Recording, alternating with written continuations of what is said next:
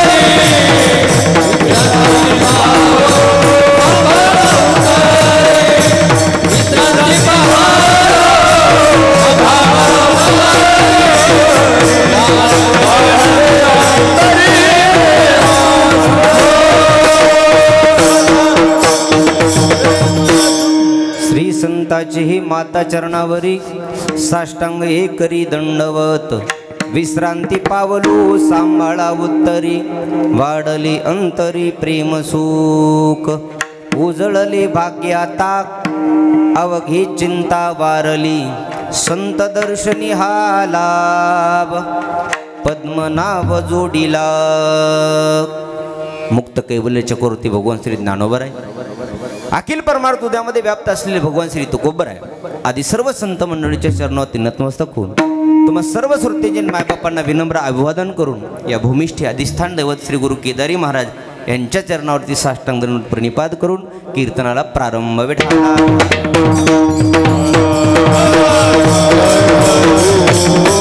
प्रस्तुत प्राप्त कीर्तन रूपी सेवेकरता घेतलेले अभंग भगवंताचे महान भगवत भक्त वारकरी साम्राज्याच्या कलशस्थानी विराजमान असणारे जगद्गुरु तुकोबर यांचा जवळपास बहुतेकांच्या परिचयाचा सगळा जरी अभंग पाठ नसला तरी एक कडवं एक चरण का होईना प्रत्येकाच्या पाठ आहे। कोणतं ते प्रत्येकजण संसारिक असो परमार्थिक असो व्यापारिक असो कोणीही असो ते तेवढं मात्र निश्चित म्हणतं महाराज उजळलेले भाग्य आता पुढचं पाठ नसतं पण एवढं तरी पाठ आहे। असा प्रत्येकाच्या नेहमी कीर्तनाला कथेला येऊन बसणाऱ्याचा प्रत्येकाच्या पाठ असलेला एवढ्याच चरणावर आपल्याला हे बोलायचंय। उजळले भाग्य आता अवघी चिंता वारली तुकोबर म्हणतात माझ्या जीवनामध्ये भाग्याचा उदय झाला। प्रत्येकाच्या जीवनामध्ये कधी ना कधी तरी कुठली तरी संधी देव देतो आणि त्या संधीचं सोनं केल्यानंतर माणसाचं भाग्य उदयाला येतं। तसं जगद्गुरु तुकोबर म्हणतात माझं भाग्य उदयाला आलं संसारिक गोष्टी मला मिळाल्या नाही। काही लोकांनी भाग्याचा उदय म्हटलं की काहीतरी वेगळा अर्थ लावतात। संसाराची एखादी गोष्ट प्राप्त झाली की महाराज लोक म्हणतात आमचं भाग्य उदयाला आलं। एखाद्याचं लग्न होत नसेल लग्न झालं की लोक म्हणतात माझं भाग्य उदयाला आलं। कुठल्या ना कुठल्या कारणानं आपण आपल्या पद्धतीनं हे वाक्य लावतो। तुकोबरायनं हा अभंग निर्माण करत असताना एका संतांचं वर्णन केलंय। संत माझ्या जीवनात आल्यानंतर माझ्या जीवनात जो परिणाम झाला काय झाला अवघी चिंता वारली माझी चिंता वारली। का हो तुकोबराय तुम्ही असं म्हणता आलं असतात चिंता तुमची वारली म्हणण्यापेक्षा निघून गेली असं म्हणता आलं असतं तुम्हाला। वारलीच का म्हणलात शास्त्रामध्ये 3 कारणं सांगितली आहे का। वारली पुन्हा परतच येत नाही त्याला एक नंबर आहे की तिला वारली असं म्हणतात ती पुन्हा कुठलीच गोष्ट वापरात परत मिळतच नाही। एकदा का मुळाची निघून गेली आपल्या भाषेत खेड्याच्या भाषेत बोलायचं ठरलं एखादा व्यक्ती वारला की तो पुन्हा जसा येऊ शकत नाही तशी तुकोबराय म्हणलात माझी चिंता वारली।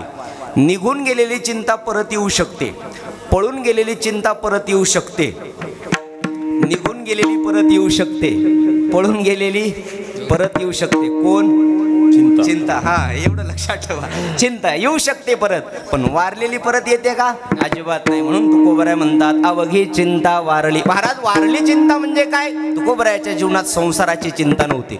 तुकोबरायाच्या जीवनात चिंता कोणती होती काय मी उद्धार पावेन काय कृपा करील नारायण ऐसे सांगा तुम्ही जंत जन करा समाधान चित्त माझे। कधी देव भेटेल तो पंढरपूरचा पांडुरंग परमात्मा कधी आमच्यावर कृपा करील कधी ते एकदा का देव मिळाला की जन्म मृत्यूच्या संसारातून आपण पैल तिरेला जाऊ असं म्हटल्यात तुकोबराय म्हणतात मला ती माझी चिंता मिटली।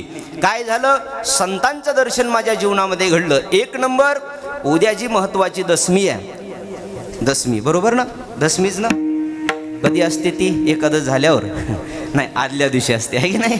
या दशमीच्या दिवशी जगद्गुरु तुकोबरायांना सद्गुरू भेटले. त्यामुळे जगद्गुरु तुकाराम महाराज असं म्हणतात की माझं भाग्य उदयाला आलं. भाग्य उदयाला आलं म्हणजे नेमकं काय झालं? संत दर्शनी हा लाभ पद्मनाभ जोडीला. संतांचं दर्शन तर माझ्या जीवनात घडलं, पण संतांमुळे अखिल कोटी ब्रह्मांडाचा मालक माझ्या जीवनामध्ये प्राप्त झाला. संतांशिवाय देव भेटू शकत नाही. संता विना प्राप्ती नाही. ऐशे वेद देती ग्वाही किंवा हरी प्राप्तीसी उपाय धरावी संताचे ते पाय. संतांच्या सानिध्यात गेल्यानंतर भगवंत कृपा करतो. एखाद्या वेळेस देवाच्या मंदिरात नाही जाता आलं हरकत नाही. एखाद्या वेळेस म्हणतोय बरं उद्यापासून जायचं बंद करता आलं. एखाद्या वेळेस देवाच्या मंदिरात नाही जाता आलं हरकत नाही, पण श्री गुरु केदारी महाराजच्या मंदिरात आलात तर देव सुद्धा त्यांच्या मंदिरात येतो आणि त्याचा उद्धार करतो. धरतील हती सखी कृपावंत पाळी पंढरीनाथ लळा त्यांचा. उद्धार पावायचा असेल संतांना सांगितलं या जीवात्म्याचा उद्धार करा. देव तरी उद्धार करत असताना जरा गणित करतो. हे पुण्यवान आहे का पापी आहे, चांगला आहे का वाईट आहे, हे देव गणित करतो. पण संतांच्या ठिकाणी मात्र हे गणित नाही. देवाकडे एक दोषच म्हणला शास्त्रानं की देव कुणालाही जवळ घेत नाही आणि कुणाचाही उद्धार करत नाही. भक्ता राखी पायापाशी दुर्जनाशी संवारे. तो फक्त भक्तांचं रक्षण करतो आणि दुष्टांना मारून टाकतो. संत मात्र तसं करत नाहीत. आपणासारखी करीती तात्काळ नाही काळ वेळ तया लागी. कोणीही असू द्या महाराज, संतांजवळ कितीही पापी जीवात्मा गेला तरी संत त्याला मारून नाही टाकत, तर त्याच्यातले पाप नावाची वृत्ती घालवतात आणि त्याला पुण्यवान बनवतात. यांना संत म्हणतात. ज्ञानोबरायचं सगळ्यात पाठ असलेलं सगळ्यांना जे खळांची व्यंकटी सांडू तया सत्कर्मी रती वाढू भूता परस्पडे झोडू मैत्र जीवांचे पडू नये. झोडू आपण पडू म्हणतो, पण चला हे अखिल कोटी ब्रह्मांडाचा मालक करत नाही, संत करतात. म्हणून जगद्गुरु तुकाराम महाराज म्हणले संत दर्शनी हा लाभ पद्मनाभ जोडला. महाराज परिणाम काय झाला? संपुष्ट हे हृदय पेटी कोरोनी पोटी साठवू. मिळालेला परमात्मा तो होताच आमच्या अगोदर आतमध्ये, पण तो परमात्मा आम्ही पुन्हा हृदयरूपी पेटीमध्ये साठवून ठेवला. परिणाम काय झालं? तो अंतकरणात आहेच सर्वाघटी राम देहादे एक तैसा हृदयामध्ये मी रामू. प्रत्येकाच्या जीवात आहे, देव नाही असा एकही जीवात्मा नाही. म्हणून तुकोबराय म्हणतात तुका मने होता ठेवा. तो ठेवलेला आहे, तो देव आमच्या जवळ आहेच. देव याच्यातला निघून गेला की लोक याला माणसात कीर्तनात आणून बसवत नाही, याला घेऊन जातात कुठं? गावाच्या कडेला. देव याच्यातला निघून गेला, याला काही किंमत नाही. तुकाराम महाराज म्हणले तो देव आमच्या मूळ स्वरूपानं होताच. मम्मी वंशो जेवलोके जीवभूत सनातन मन षष्टानी इंद्रियानी प्रकोष्ठी स्थानी कर्षती. गीताशास्त्र सांगतं प्रत्येकाच्या अंतकरणामध्ये देव आहे, नाही असं नाही. पण संतांच्या कृपा आशीर्वादानं तो देव आम्हाला मिळाला. म्हणून त्या संत महात्म्याचं वर्णन करावं तेवढं कमी आहे. म्हणून संत दर्शनी हा लाभ पद्मनाभ जोडीला विठाला विठाला.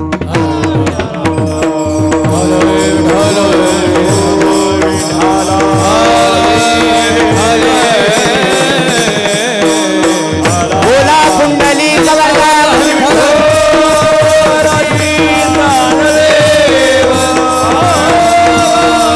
सद्गुरु केदारी महाराज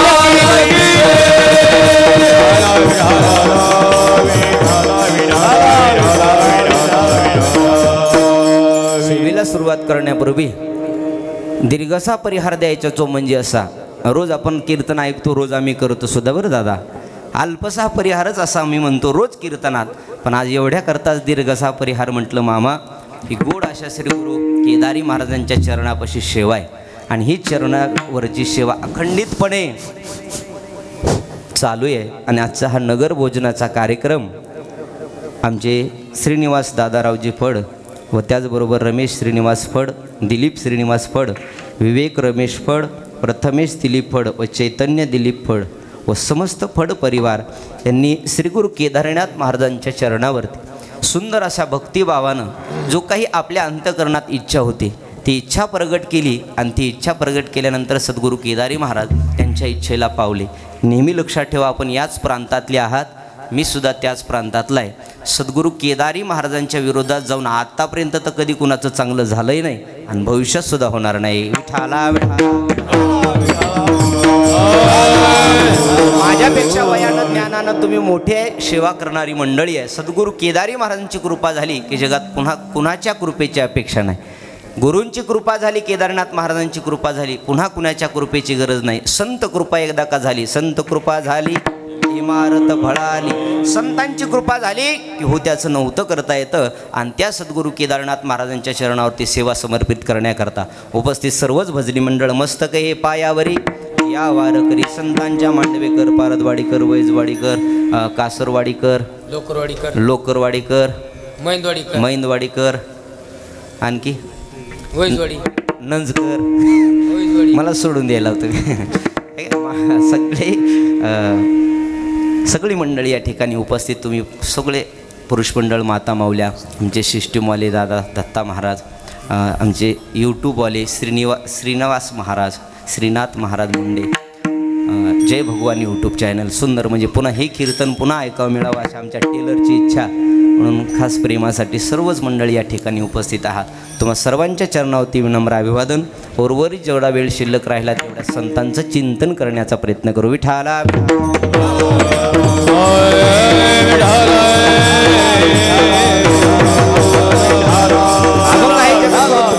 तुकोबरा एका संतांचं वर्णन करतात. संतांचं वर्णन करतात. संतांचं वर्णन करणारा सामान्य जीव तुमच्या आमच्या कामाचा नाही.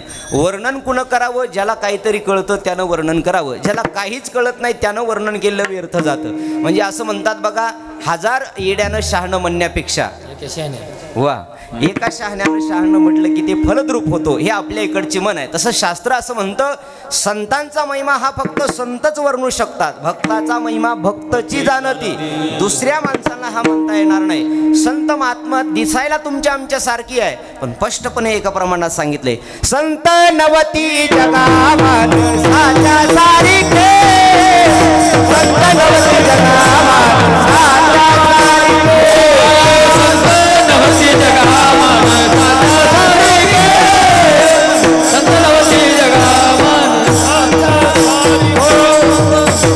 ओ समुद्राला नीनो हे पैदा माझ्या धरून येला, संत नवती जगामान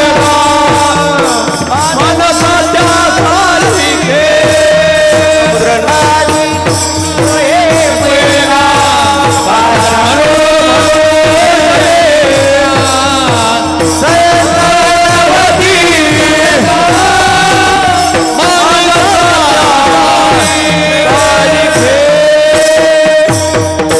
समुद्र नदीनो हे पैगा पाषाण म्हणून ये लिंगा, संत नवती जगा माणसाच्या सारखे. संत महात्म्याचं जीवन तुमच्या आमच्या वेगळं. दिसायला ते तुमच्या आमच्या सारखे आहेत. त्यांना हात पाय डोळे कान नरदेह संसार हे सगळा माणसासारखाच आहे. पण संत मात्र दोन्ही दिसती सारिके वरवरनी कोपारिके, वरवरनी कोपारिके, वरवरनी कोपारिके.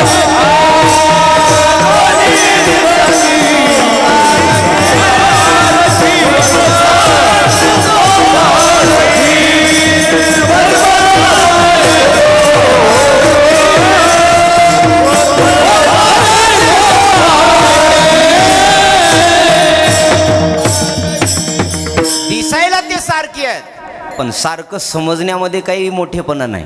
दिसायला संत तुमच्या आमच्या सारखे आहेत, बसायला आहे संसार त्यांनाही होता, संसार तुम्हा आम्हाला बी आहे. म्हणजे संत मग नेमके होते वेगळे कशानं? तर ऐका, आकारानं माणसासारखे होते पण आचारानं शुद्ध होते. आणि माणूस आकारानं माणूस असण्यापेक्षा आचारानं माणूस असावा. विठाला विठाला. थोडं स्पष्टपणे सांगून जाईल, आकारानं दिसायला माणसासारखे पण खरंच कधी कधी प्रश्न पडतो, माणूसच आहेत का नाही?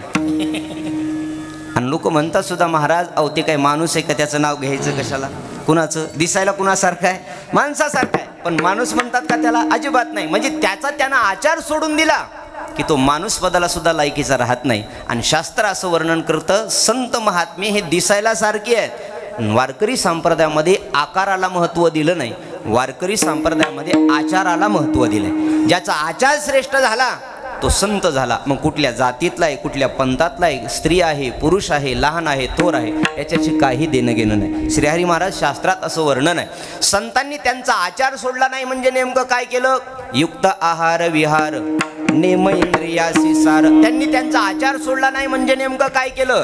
सुंदर असा नरदेह देवे दिला देह भजना गोमटा, तो या झाला फाटा बाधिकेचा, दिले इंद्रिय हात पाय कान, डोळे मुख बोलाया वचन, जिने सुजोडसी नारायण, नासे जीवपन भवरोग. आचारेस माणसाच्या जीवनाला, असं वर्णन करतं शास्त्र. बघा, देवाच्या जन्माला काहीतरी कारण आहे, संतांच्या जन्माला येण्याकरता काहीतरी कारण आहे, आणि नरदेहात आलेल्या लोकांसाठी सुद्धा, तुमच्या आमच्यासाठी सुद्धा काहीतरी कारण आहे. कुणाचं 3 कारण आहे ऐका. देवाला जन्म घेण्याचं कारण आहे, जन्म घेणे लागे ते नाही. कोणतं? धर्मरक्षावया अवतार घेसी आपुल्या पाळेसी भक्तजना. काय करतो देव? धर्माचं रक्षण करण्याकरता. गीतेतला पहिला श्लोक आहे, यदा यदा हि धर्मश्च ग्लानिर्भवति भारत अभ्युत्थानाम धर्मश्च. गीताशास्त्र असं सांगतं, धर्माची स्थापना करण्याकरता, धर्मरक्षावया अवतार घेसे, देवाच्या जन्माचं कारण आहे धर्मरक्षण करण्याकरता. म्हणतात ना, जब जब होय धर्म की हानी, बाळही असुर अधम अभिमानी, राम सिया राम जय राम. तब तब धरी प्रभू विविध शरीरा, हरही कृपा सज्जन पीडा. त्यावेळेस भगवान श्रीकृष्ण परमात्म्यानं, प्रभू रामचंद्रानं धर्मरक्षणासाठी अवतार घेतला. 1 नंबर देवाच्या जन्माचं कारण आहे की धर्मरक्षणासाठी देव जन्म घेतो. 2 नंबर संत महात्म्याचं कारण आहे, धर्माचे पालन करणे पाखांड खंडन, हेचे आमा करणे काम, बीज वाढवावे नाम, किंवा आडराणी भरली जन, किंवा वैकुंठाहून आम्ही आलो येथे उपकारासाठी, आले गरजा वैकुंठी, किंवा हे जग त्यांना बुडत, हे जग नगद वेटोळा येतो कळवळा म्हणून या उजळावया आलो वाटा, खरा थोडा रे वाडा, खरा थोडा रे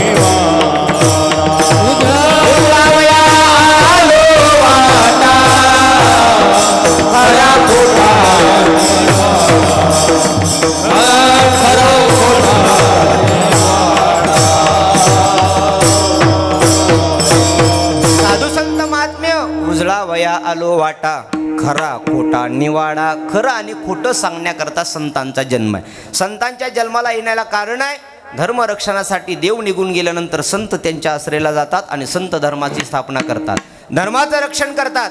देवानं धर्माची स्थापना केल्यानंतर आश्रय हा संतांचाच आहे. म्हणजे संतांच्या जन्माला येण्याला कारण आहे, पण तुमचा आमचा जन्म विनाकारणच आहे.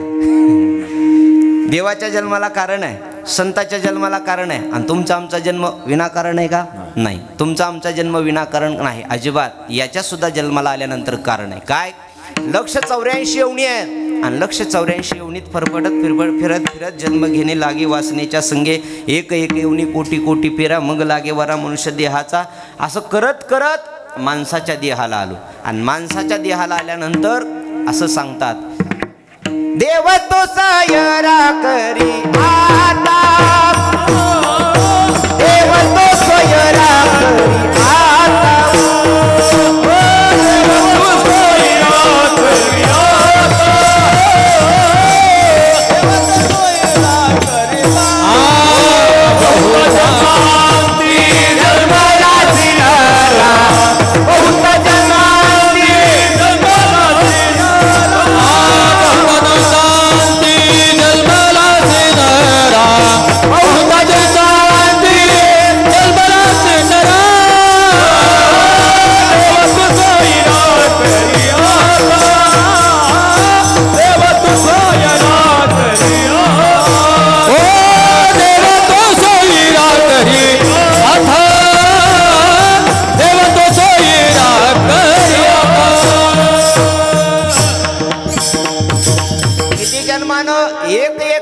कोटी कोटी फेरा. म्हणून महाराज म्हणले, बहुत जन्मांती जन्मलासी नरा.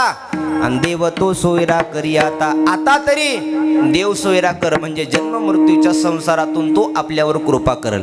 याच्याकरता काय करावं लागल? अनमोल असा नरदेह तुम्हा आम्हाला दिलाय. बुद्धीचा पालट धरारी काही मागुता हा नाही. मनुष्य जन्म मागितल्यानं पुन्हा हा मनुष्य जन्म मिळणार नाही. जीवनात असं म्हणतात बघा, सगळ्या गोष्टीला वंशमोर आहेत. वंशमोर म्हणजे पुन्हा पुन्हा गोष्ट भरत राहा, मिळू शकते. सगळ्या गोष्टीला वंशमोर आहे, पण नरदेहाला मात्र वंशमोर नाही. सगळ्या गोष्टी पुन्हा पुन्हा मिळतील. सत्ता गेली पुन्हा मिळेल, पैसा गेला पुन्हा मिळेल, जमीन गेली पुन्हा मिळेल, गाडी गेली पुन्हा मिळेल, बायको गेली नाही मिळणार, एकच भेटेल आता विठाला. सगळ्या गोष्टीला वंशमोर आहे, पण नरदेह मात्र पुन्हा नाही. म्हणून साधू संत मागुता हाची जन्म पावसी, मागुता हाची जन्म पावसी, जन्म पावसी, मागुता हाची जन्म पावसी. भोगिले सुख दुःख जानसी, भोगिले सुख दुःख जानसी, भोगिले सुख दुःख जानसी, भोगिले सुख दुःख जानसी. हे तो न घडे रे सायासी कारे अंध होशी जाणून या. भोगले सुख दुःख जानसी कारे अंध होशी जाणून या. घडे सायासी कारे अंध होशी जाणून या. भोगले सुख दुःख जानसी कारे अंध होशी जाणून या. भोगिले सुख दुःख कारे जाणून अंध होतीशी. सुख दुःख आपल्याला कळालं, पाप पुण्य कळालं, सगळ्यालाच माहिती आहे एक दिवस जायचंय. कुणाला माहिती नाही? सगळ्याला माहिती आहे. पण तरी सुद्धा कळून आंधळेपणाचं वर्णन करतात. कळतं माणसाला पाप कशाला म्हणतात, पुण्य कशाला म्हणतात, चांगलं कसं वागावं, वाईट कसं वागावं, सगळ्या लोकांना कळतं. कळत नाही का? सगळ्याला कळतं, पण फक्त सांगण्यापुरतं कळतं, वागण्यापुरतं कळत नाही. सांगावं, लोकांनी ऐकावं, उठून निघून जावं, महाराजाचा धंदाच आहे असं सहज म्हणतात लोक. सांगण्यानं आहे की नाही? सांगण्यानं असं म्हणतात बघा. थोर मोठ्याचं वाक्य सद्गुरू जोग महाराज असं म्हणायचे.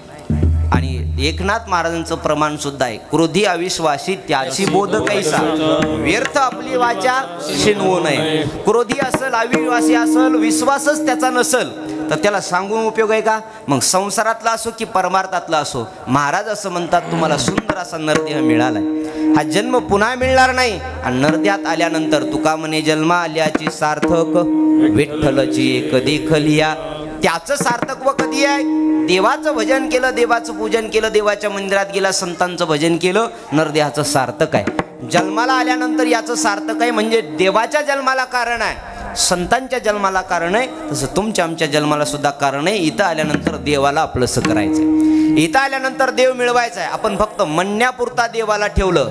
देव माझा, देव माझा, देव माझा माझा, देव माझा मी देवाचा, हीच माझी सत्यवाचा, हीच माझी सत्यवाचा. देव माझा, देव माझा, देव माझा माझा, देव माझा मी देवाचा. म्हणण्यापुरता आपण देवाला माझं म्हणतो. सगळ्याला कळतं रोज देवाच्या पाया पडावं, पण कीर्तनात बसल्यानंतरच कळतं. जेवून गेलं की विसरून जातं. नरदेहात आल्यानंतर संतांची कृपा तुमच्या आमच्यावर व्हावी. आता ऐका, देवाच्या जन्माला कारण आहे, संतांच्या जन्माला कारण आहे, तसं नरदेहात आलेल्या सुद्धा जीवाला कारण आहे. दिसायला संत आणि तुम्ही आम्ही माणसासारखेच आहे, पण त्यांनी त्यांचा आचार सोडला नाही. आणि वारकरी संप्रदायामध्ये आचार सोडला त्याला किंमत राहिली नाही, आणि ज्यांना आचार धरला त्याला मात्र किंमत आहे.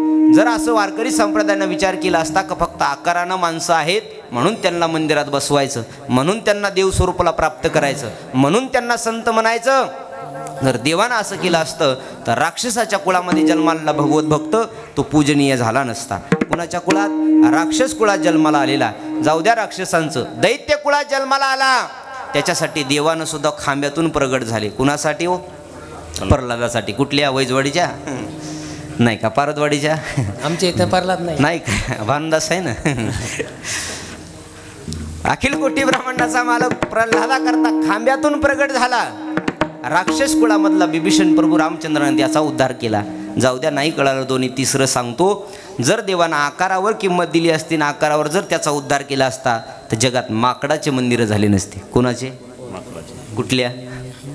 वा, माकडाचे मंदिर झाले असते का? मग देवानं विचार केला असता फक्त माणसाचाच उद्धार मला करायचा आहे, माकडाचा उद्धार करणार नाही, त्याचं मंदिर बांधणार नाही. संतांनी त्यांचा आचार सोडला नाही. तुम्ही आम्ही आपला आचार सोडला. काय आचार सोडला? देवाचं भजन करणं याचं आद्य कर्तव्य आहे. नरदेह भजनासाठीच दिलाय आणि इथून नरदेहात आल्यानंतर मुक्त होता या. मुक्तच आहे हा जीवात्मा, पण मुक्त होता परी बळी झाला बद्ध.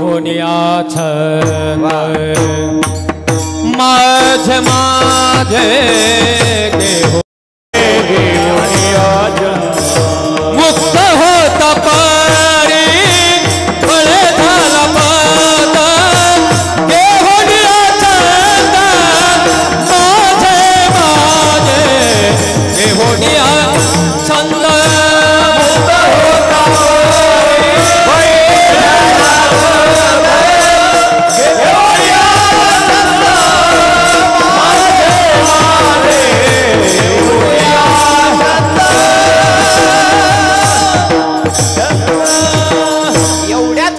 होता बांधल्या गेलो. मी आणि माझं, मी आणि माझं, मी आणि माझं म्हणत गेलो, संसारात गुतत गेलो. म्हणू नका असं मी म्हणणार नाही. संसार काही केला तरी तुमचा आमचाच आहे, पण संसारात आल्यानंतर कधीतरी श्री गुरु केदारी महाराजाला सुद्धा म्हणावं की हे संत माझे आहे. कधीतरी देवाला सुद्धा म्हणावं की हे देव आमचा आहे. जसं घराचं वर्णन, गावाचं वर्णन, जमिनीचं वर्णन, परमार्थाचं वर्णन करत नाही आपण, पण संसाराचं वर्णन आपण करतो. हे घर माझं आहे, ही शेती माझी आहे, हा परिवार माझा आहे असं म्हणतो. त्याच माणसाला मंदिरापुढं आणावं, तो म्हणतं हे मंदिर आमच्या गावचं आहे. आमचं आहे का? नाही, हे मंदिर कुणाचं आहे? गावचं आहे आमचं. आमचं म्हणायची वेळ आली ना, हक्काची वेळ आली की लोक सहज म्हणतात महाराज त्याने काय एकट्याच्या बापाच्या घरी येऊन बांधलंय का? आम्ही काय पट्टी दिली नाही का? आमचा काही हक्क नाही का? आहे ना हक्क. पण तोच हक्क तुम्ही जर प्रेमानं म्हणला असाल की या मंदिरावर माझा हक्क आहे, हे मंदिर सुद्धा आमचंच आहे असं म्हटल्यावर सुखे येतो घरा नारायणा. देव येतो. कोण म्हणतं देव मिळत नाही? बघा, मी नेहमी सांगत असतो, रोज आपण रोज घरी येत, आपण कुठं जायची गरज लागत नाही. न लगती सायास जावे वनांतरा, सुखे येतो घरा नारायणा. आत्तापर्यंत एकही भगवत भक्त देवाकडे गेलं नाही. वारी सोडता बरं, नाही तर पुन्हा शंका घेतात. संत महात्मे वारी सोडतात, पंढरपूरला कधी गेले नाही. पण पंढरपूरचा मालक मात्र प्रत्येक संताकरता त्याच्या घरी आला, शेतात आला, अनेक कामं करू लागला. घरी येऊ येऊ प्रत्येकाच्या घरी 18 पगड जातीतले संत महात्मे घ्या, त्या प्रत्येक संतासाठी देव आला. श्री गुरु केदारी महाराजांसाठी सुद्धा हकाराच्या माळावर देव आलाच ना. भगवान बाबासाठी भगवान गडावर देव आलाच ना. वामन भाऊसाठी सांगवीमध्ये, फुल सांगवी गावाचं नाव, तिथं आलाच देव. तो सावता बाबासाठी आरण गावात शेतात येऊन बसलाच तो. मीराबाईसाठी राजघराण्यात गेलाच तो. विदुराच्या घरी जाऊन त्यानं कन्या खाल्ल्याच. प्रत्येक भक्ताच्या घरी देव गेलेला आहे. देवाच्या घरी भक्त कधी गेले नाही. फक्त वारीला जातात, आनंदानं दर्शन घेऊन परत येतात. ऐका, घरी बसल्या बसल्या परमार्थ करा. कामामध्ये काम काही म्हणा, राम राम, कुठलंही काम असू द्या, राम राम म्हणा, विठ्ठल विठ्ठल म्हणा. हे सर्वात श्रेष्ठ कलियुगात साधन आहे. कलियुगा माझी करावी कीर्तन आणि तेने नारायण देईल भेटी. कलियुगात सर्वात मोठं साधन आहे. यत्फलम नास्ति तपसा न योगेन साधना हा तत्फलम लभ्यते कलो केशव कीर्तना. ते फळ समाधीनं मिळणार नाही, जे फळ योगानं मिळणार नाही, जे फळ तपानं मिळणार नाही, ते केवळ आणि केवळ संकीर्तनानं प्राप्त होतं. म्हणून आपण म्हणतो नामसंकीर्तन साधन पै सोपे. सोपं साधन आहे, पण हे माणसाला नाही घ्यावं वाटत. घरी बसल्या बसल्या रोज घराच्या बाहेर निघताना घरात प्रत्येकाच्या घरात देवघर आहे, प्रत्येकाच्या घरात देवघर आहे. त्या देवघरातल्या देवाच्या जरी पाया पडलात ना आपण, तरीसुद्धा सुखे येतो घरा नारायणा. माता माऊलीसाठी वाक्य सांगून जाईल रोज आपलं. कारण आपल्या भारताची आई श्रेष्ठ आहे, महाराष्ट्राची आई सुद्धा श्रेष्ठ आहे. भारत माता ज्या भारत देशाला म्हणतात तिथली आई श्रेष्ठ आहे. कशा करता? त्या आईच्या पोटी भगवत भक्त जन्माला आले, संत महात्मे जन्माला आले. प्रभू रामचंद्र याच देशात जन्माला आले. भगवान कृष्ण परमात्मा सुद्धा याच तपी ऋषी मुनी संन्यासी महात्म्य या आईच्या पोटी जन्माला आले. त्यामुळं आई श्रेष्ठच आहे. सद्गुरू जोग महाराजांच्या जीवनातला किस्सा आहे बघा, आई किती श्रेष्ठ आहे. सद्गुरू जोग महाराजांची आई पुण्यामध्ये वारल्या आणि पुण्यामध्ये वारल्यानंतर सगळे लोक महाराज मंडळी आईच्या अंत्यविधीला दर्शन घेत होते. कोणी फुलं अर्पण करत होते, कोणी पायाचं दर्शन घ्यायचे, कोणी डोक्याचं दर्शन घ्यायचे. की ज्या आईपोटी असा भगवत भक्त जन्माला आला, ज्या सद्गुरू जोग महाराजानं आळंदीमध्ये वारकरी शिक्षण संस्था स्थापन केली आणि हजारो कीर्तनकार महाराष्ट्रात जेवढे कीर्तन आहेत तेवढे सगळे सद्गुरू जोग महाराजांच्या संस्थेतील विद्यार्थी आहेत. कुणी ना कुणीतरी तिथं 4 दिवस कविना जाऊन शिकलेले त्या सद्गुरू जोग महाराजानं ती संस्था अशी आहे बघा महाराष्ट्रातली देशातली, तिथं विद्यार्थ्याला 125 वर्ष लोटून गेले, 125 वर्ष लोटून गेले. आतापर्यंत तिथल्या विद्यार्थ्याला कोणत्या फीस नाही आणि शिक्षकाला कोणत्या पगार नाही. अशी असणारी एकच संस्था आहे. त्या सद्गुरू जोग महाराजांच्या आईची अंतविधी यात्रा होती. सगळे दर्शन करायचे आणि सगळे दर्शन केल्यानंतर मामासाहेब दांडेकर नावाचे जोग महाराजांचे शिष्य होते. ते मामासाहेब उठले, हातामध्ये पुष्पमाला घेतली, हार अर्पण केला आणि आईच्या पोटाचं दर्शन घेतलं. पोटाचं दर्शन घेतलं. लाखोचा समाज जमला होता. सगळे लोक हसायला लागले. अरे काय मामासाहेब दांडेकर स्वतःला विद्वान म्हणून घेतात आणि आईच्या कुठं पोटाचं दर्शन घेतात का? पाय पवित्र आहे, पायाचं दर्शन घ्यावं. डोकं पवित्र आहे, डोकाचं दर्शन घ्यावं. किंबहुना लईच आशीर्वाद पाहिजे असेल तर एखादा हात त्या आपल्या डोक्यावर मस्तकावर ठेवावा, आशीर्वाद मिळाला असता. पण आईच्या पोटाचं दर्शन घेतलंय. ही हसलेली चर्चा मामासाहेबाच्या कानावर आली. मामासाहेबानं माईक हातात घेतलं आणि एकच वाक्य सगळ्या समाजाला सांगितलं, ऐका रे, तुम्ही सगळेजण माझ्याकरता हसता की मामासाहेबांना पोटाचं दर्शन का घेतलं, पोटाचं दर्शन का घेतलं? ऐका गड्या, ज्या माय माऊलीनं या कुशीतून असा सद्गुरू जोग महाराज सारखा परम पवित्र साधू जन्माला घातलाय, त्या आईची कुश किती पवित्र असते. विठ्ठला विठ्ठला आई पवित्र आहे इथली. आणि आईशे सांगता हरीशी प्रेम ओसंडले रुक्मिणीशी, म्हणे धन्य धन्य जयाशी कुशी, ज्ञानदेव अवतरले विठाला विठाला.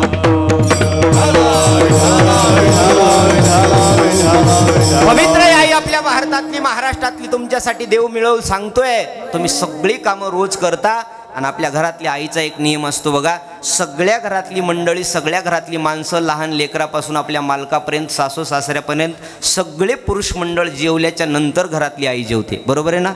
असंच आहे ना तुमचं? कसं आहे? सगळे घरातली माणसं जेवल्यानंतर माता माऊली जेवण करते. बरोबर आहे ना?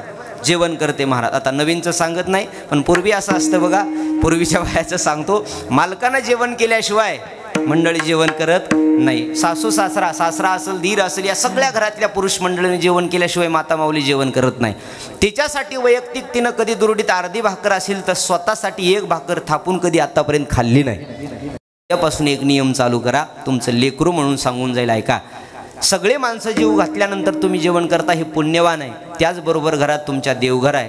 सगळ्या माणसाला, आपल्या मालकाला, सासऱ्याला, दिराला, सगळ्या पोरांना आपण जीव घालतो. त्याच पद्धतीनं घरात तुमच्या दुरडीत भाकर असो, चपाती असो किंवा काहीच नसो, साखरेचा डबा आहे, त्या साखरेच्या डब्यातली एक मूठ घ्या, थोडीशी चिमूट घ्या किंवा अर्ध्या एखाद्या भाकरीचा तुकडा घ्या, एखाद्या चपातीचा तुकडा मोडा आणि देवाच्या देवघरात जा आणि देवाला दाखवा. देवाला सांगा, देवा, परिवारातली सगळी माणसं जीव घातली, आता फक्त तू राहिला होतास, तुलाही जीव घातलं, मी आनंदानं जेवायला तयार आहे.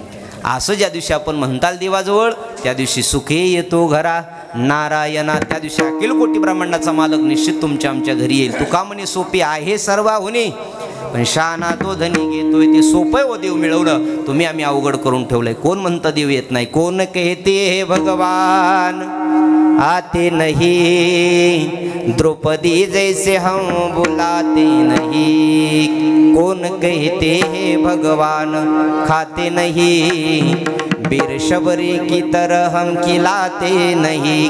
कौन कहते हे भगवान रोते नहीं, राधा रानी की तरह प्रेम करते नहीं. आजही महाराज दूध पिण्याकरता देव तयार आहे, पण संत नामदेव महाराज नाही. शबरीची उष्टी बोरं खाण्याकरता प्रभू रामचंद्र तयार आहेत, पण त्या शबरी मैयासारखा शबरी मातृभाव आज कुणाच्या अंतकरणात नाही पाहायला मिळत. देव सोपा आहे.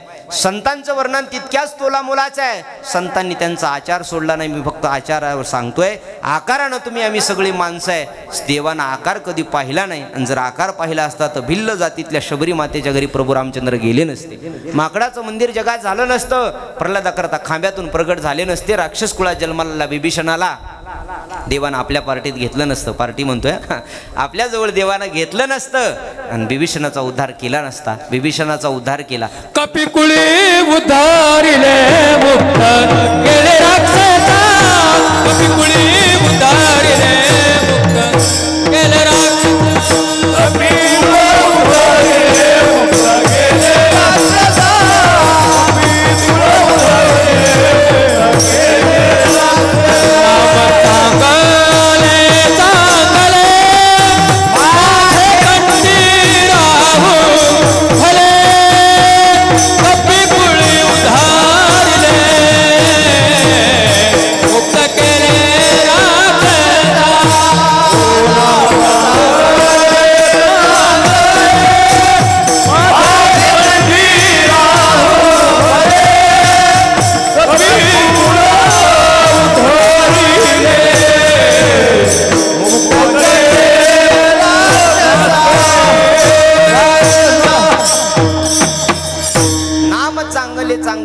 कंठी राहू भले आणि कपी कुळ उद्धरिले मुक्त केले राक्षसांना मुक्त देवानं केलं. त्याच पद्धतीचा संतांचा महिमा सुद्धा आहे.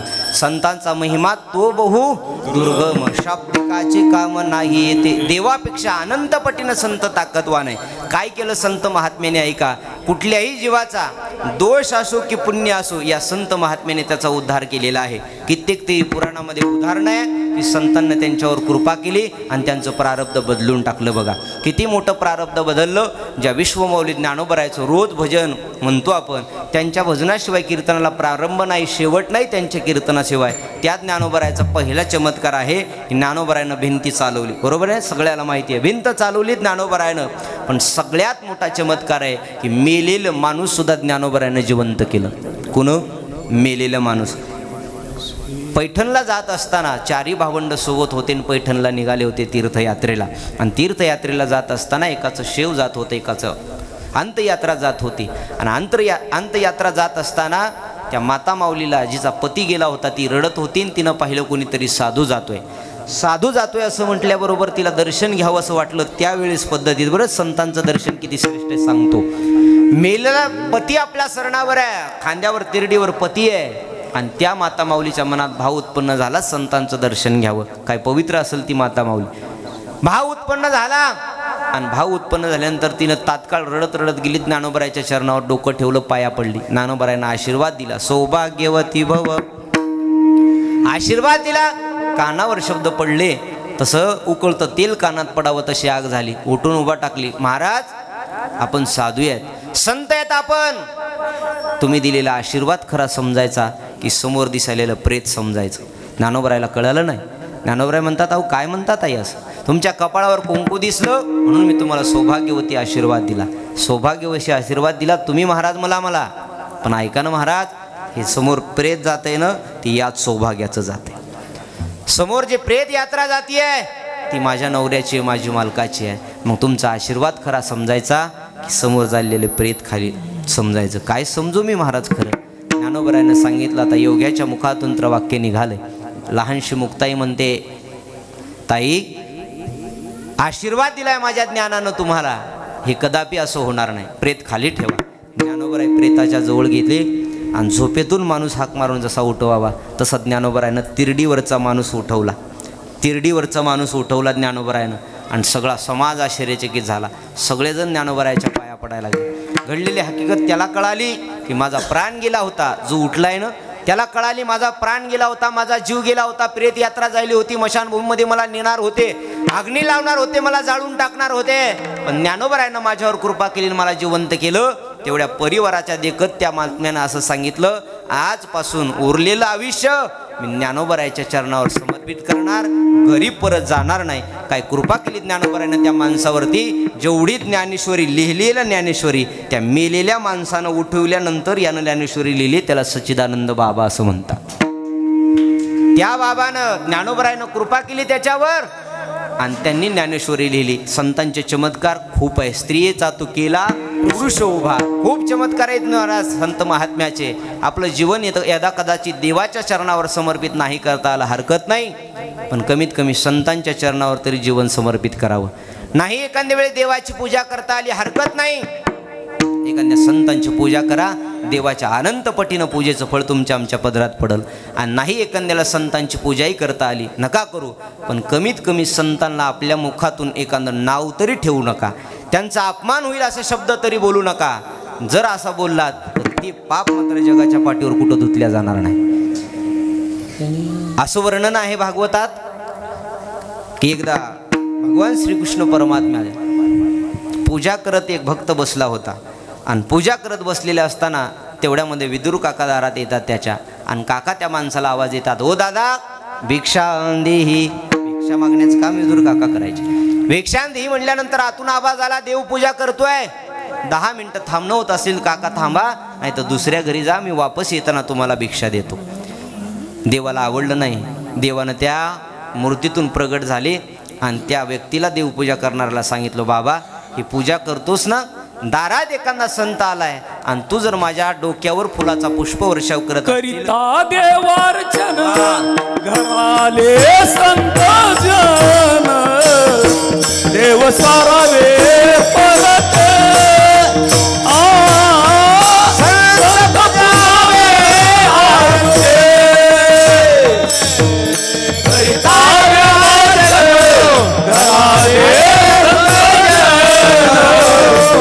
देव सारावे आरते संत पुजावे आरते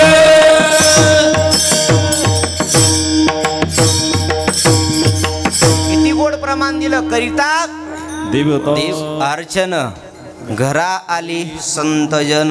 मग काय करावं? देव सारावे परते आणि संत पूजावे आरती. तो देव त्या महात्म्याला सांगतो, बाबा तू माझी पूजा करतोस वाईट नाहीये, पण घरात दारात तुझ्या संत आलाय आणि तू जर माझ्या डोक्यावर फुलं टाकत असतील तर ते मला फुलं नाही, माझ्या डोक्यावर माझ्या छातीवर लाता मारण्यास. येती दगड तैसेवरी येती दगड तैसेवरी येती दगड तैसेवरी येती दगड तैसेवरी ओ येती दगड तैसेवरी मंत्र पुष्प देवासी रे मंत्र पुष्प देवासी रे येती दगड तैसेवरी येती दगड तैसेवरी येती दगड तैसेवरी मंत्र पुष्प देवासी मंत्र पुष्प देवासी येती दगड तैसेवरी येती दगड तैसेवरी. माझ्या पदरचं नाही, येती दगड तैसेवरी मंत्र मंत्र पुष्प पुष्प देवाश्री देवाश्री. मंत्र पुष्प म्हणायलाय, देवाच्या शिरावर टाकायलाय, तर देव सांगतो माझ्यावर दगड हाणण्याप्रमाणे. मग कल्पना करा, जर देवाच्या डोक्यावर आपण दगड हाणलेले पाप, देवाच्या छातीवर आपण लाता हाणलेले पाप जर आपल्या मस्तकात भेट पडले किंवा आपल्या प्रारब्धावर पडले, तर ते कुठं धुतल्या जातील का? नाही कुठल्या जाणार. म्हणून एखाद्या वेळेस देवाला नाही पूजता आला हरकत नाही, पण सद्गुरू केदारी महाराजांच्या चरणावर साष्टांग दंडवत करा, सगळे पाप निघून जातील. ज्ञानोबरायाच्या चरणावर समर्पित व्हा, पाप निघून जातील. तुकोबरायाच्या चरणावर समर्पित व्हा, सगळे पाप निघून जातील. पुण्यवंत व्हावे गीता सज्जनाची नावे, निघे माझी वाचा तुटी महालाभ भोगासाठी. काय काय झालं या संत महात्म्यानं? नाव देवाचं घेतल्यानंतर अनेक राक्षसाचा उद्धार झाला, नवल नाही, जड जीवाचा उद्धार केला. त्या संत महात्म्याचं वर्णन करत असताना तुकोबराय असं म्हणतात की माझ्या जीवनात सुद्धा बाबाजी सद्गुरू मला संसारात भेटले, आणि जर ते भेटले नसते तर माझ्या परमार्थाची वाटचाल सुरू झाली नसती. परिणाम मला देव सुद्धा भेटला नसता. मी प्रत्येकाला विचारत होतो, कोणी गावी आहे सांगा विठ्ठल, कोणी गावी आहे सांगा विठ्ठल. प्रत्येकाला विचारायचं, सांगा ना हो देव कुठं भेटेल? काय देव कुठं भेटेल सांगा? पंढरपूरला गेलात देव भेटेल, वृंदावनला गेलात कृष्ण भेटेल, अयोध्येला गेलात राम भेटेल, कुठं भेटेल हो मला देव? भगवान कहा मिलता है कई नगर ढूंढे, कई गाव ढूंढे, कई नगर ढूंढे, कई गाव ढूंढे, तेरा पता नहीं लगता, तेरा पता नहीं लगता. भगवान कहाँ मिलता है, भगवान कहाँ मिलता. कुठं भेटेल देव? या ठिकाणी गेल्यानंतर देव भेटेल, त्या ठिकाणी गेल्यानंतर देव भेटेल का? नाही. तुकोबरायला नाही देव दिसले, तसं तुम्हा आम्हाला सुद्धा नाही देव दिसणार. पण ज्या दिवशी संत महात्मे तुमच्या आमच्या जीवनात येतील, त्या दिवशी देव सुद्धा तुमच्या आमच्या जवळ येईल. निश्चित जगद्गुरु तुकाराम महाराजाला बाबाजी सद्गुरू भेटले, आणि त्यांच्या जीवनात जी चिंता होती ती चिंता वारली. अभंगाच्या उजाळले भाग्य उजाळले भाग्य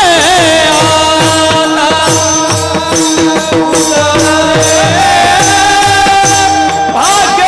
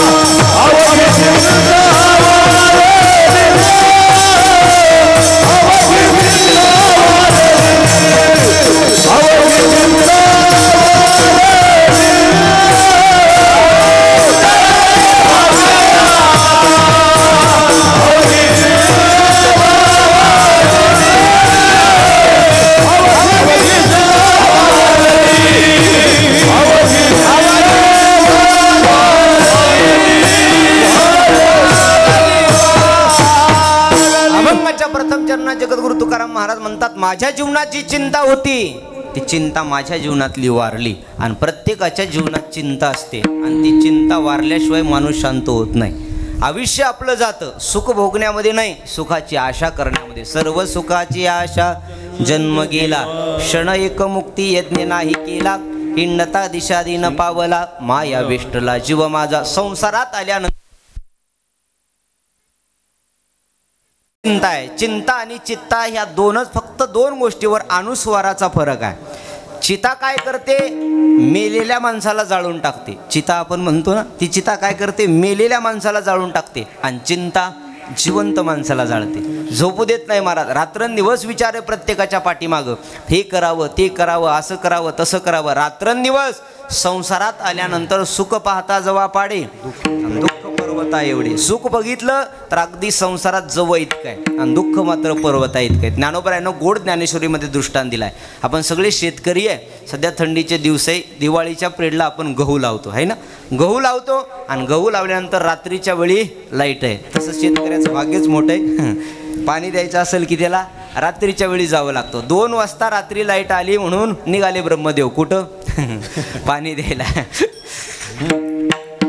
रात्रीच्या वेळी गेले आणि शेतकरी पाणी द्यायला गेल्यानंतर त्याला थंडी वाजायला लागली. भरतराव उत्तम महाराज, थंडी वाजायला लागली आणि थंडी वाजत असताना पाण्यात हात घातला, गरम लागला. पण पाण्याच्या बाहेर काढलं की पुन्हा थंडीनं काकडून गेला.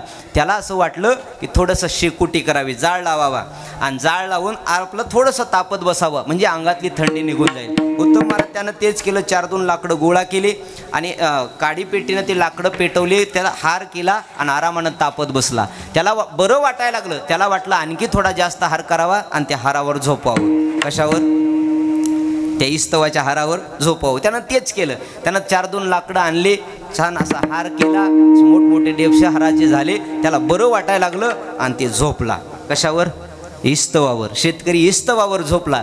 एवढी गाढ झोप लागली, रमेशरावनं फोन केला, कीर्तन सुटत आलंय, जेवायला या.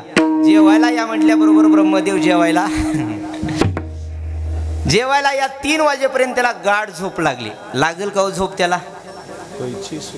वा, मृत्यू लोकी सुखाची कहाणी ऐकी जे लकवनाचे श्रवणी, तैसी सुखनिद्रा अंतोळोनी इंगळाची याद. ज्ञानोबरानं दृष्टांत दिला, या मृत्यू लोकात सुखाची कहाणी, सुख तर सोडा, सुखाची गोष्ट सुद्धा कुणाच्या कानावर येणार नाही. कशी? जशी एखादा शेतकरी इस्तवावर झोपावा, त्याला झोप लागणारच नाही, तसं या भूतलावर संसारात जन्माला आलेल्या माणसाला कधी सुख लाभणारच नाही. सुख एकाच ठिकाणी आहे, ते म्हणजे संतांच्या सानिध्यात. सुख या संत समागमामध्ये, सुखवशे हेची ठाई बहु पायी संतांच्या. सुखा लागे करशी तळमळ, तरी तू पंढरीशी जाय एक वेळ. मग अवघाची सुख सुखरूप होते.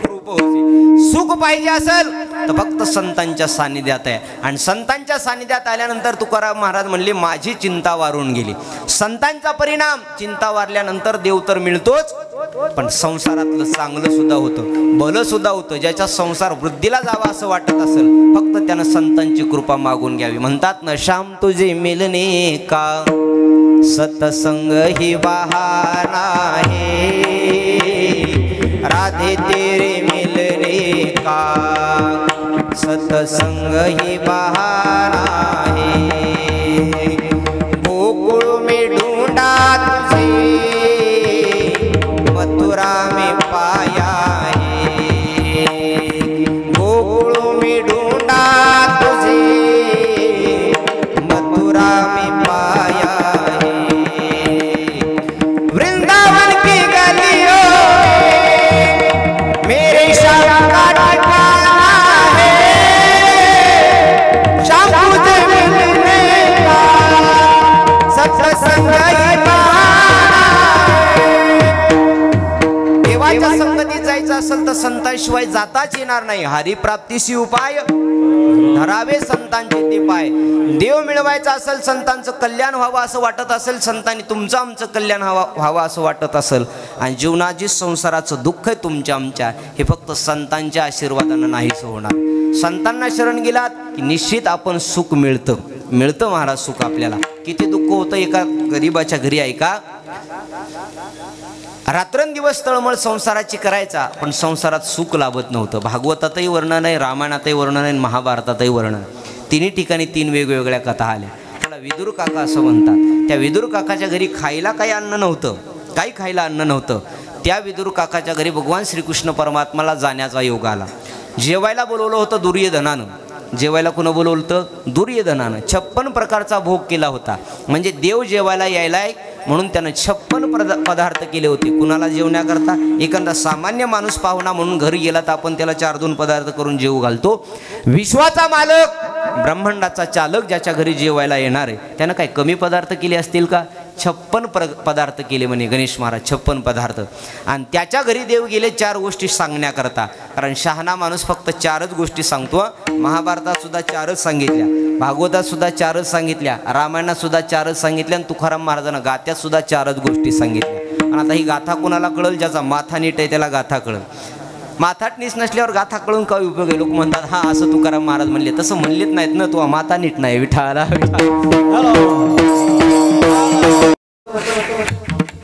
महाराजाचं नाही, भावाभावाचं भांडण होतं. आणि भावाभावाच्या भांडणात देव मध्यस्थी होऊन गेले 4 गोष्टी सांगण्याकरता. दुर्योधनानं ऐकलं नाही, ऐकतच नाही. त्याचं नाव दुर्योधन. वा मग ती त्या काळापासून ती या काळापर्यंत ते कुणाचंच ऐकत नाहीत. ब्रह्मदेव बी आले, देव बी आले आणि गोविंदा बी आला तरी ऐकणार? ऐकतच नाही. ते दुर्योधनाचं आहेत महाराज. काही लोक असे होऊन गेले बघा, गेल्यानंतर त्याचं नाव सुद्धा शिल्लक राहिलं नाही. नाव सुद्धा नाही. त्रेतायुग, द्वापारयुग, कलियुग आणि आता सध्या सुरू आहे हे कलियुग. या कलियुगात सुद्धा काही लोकांचं नाव राहिलं नाही. द्वापार युगातल्या काही बाया अशा होऊन गेल्या, त्याचं नाव पुन्हा घेतलं जात नाही. त्या मामाचं सुद्धा नाव घेतलं जात नाही. पुतना मावशीचं नाव आतापर्यंत कधी कोणी ठेवलंय का? नाही. कंसाचं नाव नाही. रावण एखाद्या वेळेस ठेवल, पण कंस आहे का? नाही महाराज. त्याच रामायणातली मंथरा नावाची दाशी होती आणि रामाची आई म्हणजे भरताची आई, तिचं नाव कैकेयी. ठेवलंय कुणं? त्रेतायुगापासून आतापर्यंत कुणच ठेवलं नाही. कैकेयी आहे गावात तुमच्या? नाही. कैकेयी नाव कुणं ठेवलं नाही. मंथरा नाव कुणं ठेवलं नाही. ते शकुनी मामा एक होता बघा महाभारतात, शकुनी मामा. त्याचं नाव ठेवलं का कुणं? अजिबात नाही. कंसाचं नाव नाही. तसं दुर्योधनाचं सुद्धा नाव कुणं ठेवलं नाही. सगळे त्याला दुर्योधन म्हणायचे. म्हणजे सगळा अवगुणाचीच खान होता, त्याच्यात एकही गोष्ट चांगली नव्हती. पण तरी धर्मराज म्हणायचे सुयोधन. सुयोधन त्याला म्हणायचे. त्यांनी अवघ्या आयुष्यात दुर्योधनाला नाव ठेवलं नाही, सुयोधन म्हणायचे. त्या दुर्योधनाला 4 गोष्टी देव सांगण्याकरता गेले, देवानं ऐकलं नाही.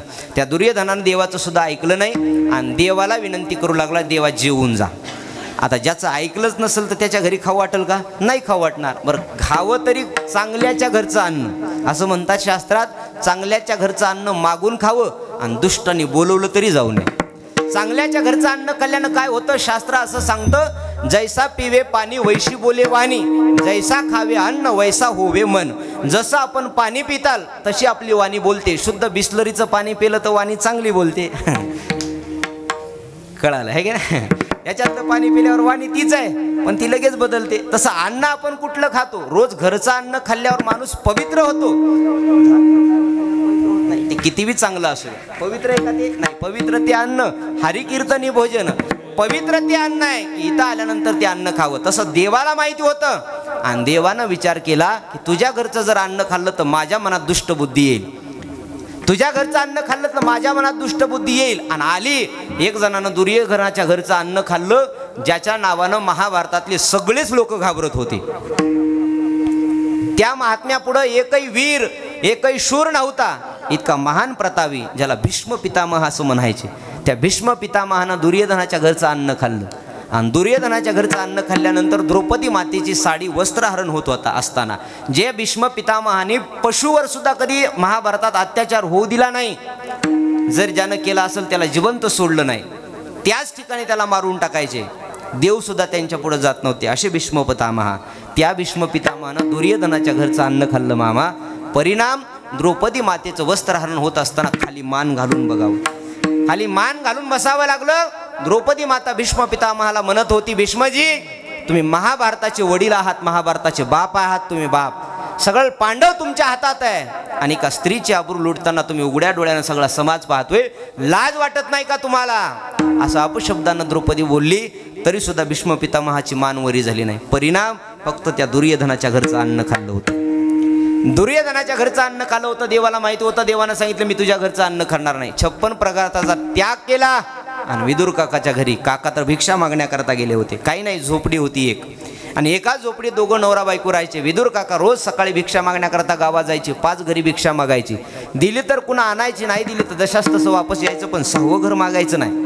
आणि त्या घरी अखिल कोटी ब्रह्मांडाचा मालक आला. सकाळची वेळ होती, काकी आंघोळ करत होत्या, आणि आंघोळ करत असताना आवाज आला, ए आहे का कोणी घरात? मी आलोय कृष्ण परमात्मा. आवाज आल्याबरोबर काकीनं ओल्या साडीवर दरवाजा उघडला.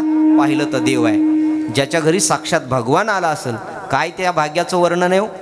द्रौपदी माता तर आनंदित झाली. तिला काय करावं, कुठं बसवावं, कुठं ठेवावं काही कळेना. देवा आत या, आत या. ओल्या कपड्यावर देवाला आत बोलवलं, आणि आत बोलवून पळत पळत घरात गेली. आतरायला काही नव्हतं, बाजही नव्हती घरात. पाट होता, पाट छोटासा लाकडाचा. तो पाट आणला, खाली ठेवला. पाटावर द्रौपदी बसली, देवाला म्हणती, देवा बसा. आपलं विदुर काकी बसली आणि देवाला म्हणली, बसा. बसा म्हणल्यानंतर आता देवानं पाट कुणाला बसायला आणला होता? देवाला. आणि काकी पाटावर बसल्या आणि देवाला म्हणती, बसा. देव सुद्धा काही नाही, काकीच्या अंतकरणातला भाव पाहिला. मी आलोय म्हणून तिनं देहभाव विसरून गेली. विसरला देहभाव, सगळं काही देहभाव विसरलाय. आणि बसले, देव खाली बसले. काकीला हात आसू ऐसा कोटे आठवायची नाही, देहीच विदेही बहुदशा. काही कळेना काकीला.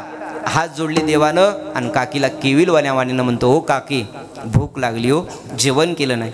12-1 वाजत आलाय, भूक लागली आहे. सकाळी लवकर आलो होतो घरी येऊन, जेवायला आहे का काहीतरी? द्रौपदीचं अंतकरण कालवलं. एखाद्या लहान लेकरानं जसं मागावं तसं काकीच्या जवळ देव मागतोय, आहे का काही घरात खायला? काकी म्हणली, विदुर काका भिक्षा मागण्याकरता गेलेत, येतील थोड्या वेळात. देवा थांबा, तुम्हाला मी सुंदर कन्या करून देते खायला. कन्या. देवानं विचारलं, तेवढा वेळ नाहीये, लवकर 10-15 मिनिटात सोडायचंय. आणि वेळ नाही म्हणे तेवढा जेवणाकरता, भूक लागली आहे काकी, बघ ना काहीतरी घरात असेल तर. काकी आत गेल्या. पाहिलं तर 2 दिवसापूर्वीचे 2च केळं दुरडीत ठेवलेले होते. 2च, तेही बिलबिल झालेले 2 केळं पाहिले. आणि काकी म्हणल्या, कृष्णा 2च केळं रे. कृष्ण परमात्म्यानं सांगितलं, काकी द्या ते केळ मला. आनंदाचे अश्रू डोळ्यातून वाहत होते, पण काकीला कळेना मी काय करते. पुन्हा काकी पाटावर बसल्या. केळाचा काताड सोडलं, गाभा काकीनं खाल्ला, आणि काताड देवाला दिलं खायला. केळाचं साल्ट खायला दिलं. काय देवानं कृपा केली असेल ऐका. ते केळाचं साल्ट सुद्धा काकीच्या हातातलं देवानं खाल्लं. देव केळाचं साल्ट खात होता, काकी आतला गाभा खात होत्या. तेवढ्यामध्ये विदुर काका दारात आले. दार उघडलं, पाहिलं तर काकी पाटावर बसली आहे, आणि देव भुईला बसलाय. काकी गाभा खाते केळाचा, आणि साल्ट देव खातोय. लक्षात आलं, विदुर काकाच्या हातातली झोळी पडली.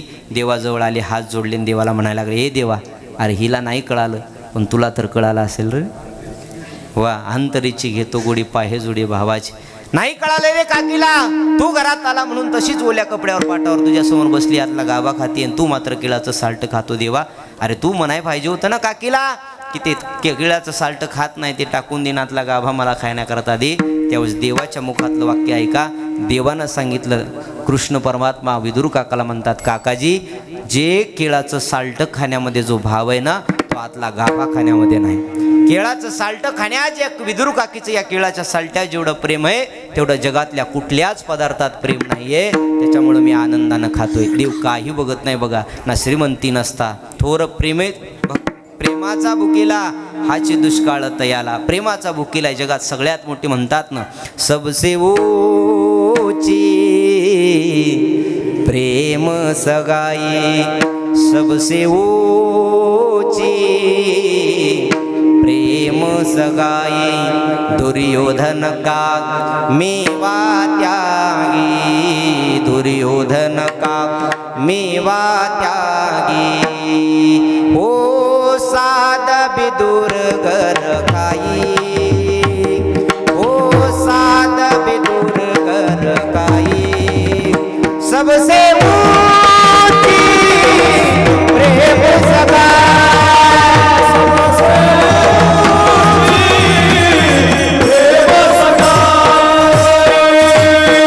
सबसे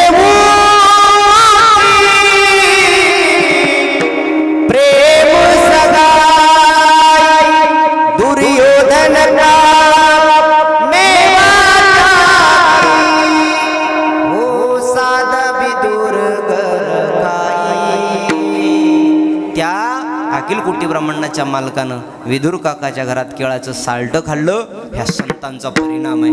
जगद्गुरु तुकाराम महाराज म्हणतात, बाबांनो, एकदा का संतांची कृपा तुमच्या आमच्यावर झाली की जगाचं कल्याण होतं. तुकोबरायाचं कल्याण झालं, ज्ञानोबरायाचं कल्याण झालं, निवृत्तीनाथ भेटल्यामुळं, सावताबाबाचं कल्याण झालं, मीराबाईचं कल्याण झालं, जनाबाईचं कल्याण झालं. गुरुवर्य नामदेव महाराज तिच्या जीवनामध्ये भेटले. तसं सद्गुरू केदारी महाराज तुमच्या आमच्या जीवनात भेटले. तुमचं आमचं सुद्धा कल्याण झालं. उजळले भाग्य आता, उजळले भाग्य आता, अवघी चिंता